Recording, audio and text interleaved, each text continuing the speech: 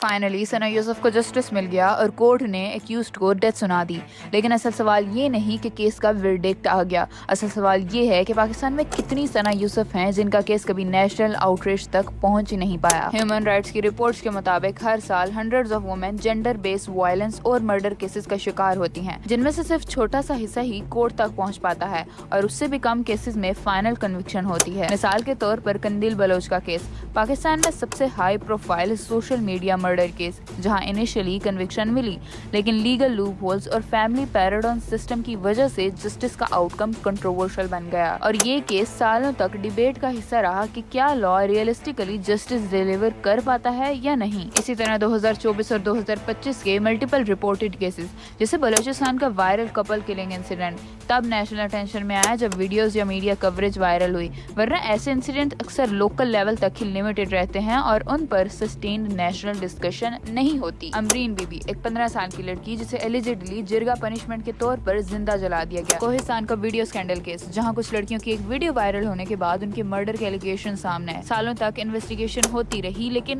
Controversy بن کر رہ گیا یہ کیس۔ اور شاید یہی سب سے ڈسٹربنگ ریئلٹی ہے کہ پاکستان میں کچھ کیسز میڈیا اٹینشن کی وجہ سے نیشنل ڈیبیٹ بن جاتے ہیں، جبکہ بہت سارے وکٹم صرف FIR نمبرز اور انسالوڈ ریکارڈز بن کر رہ جاتے ہیں۔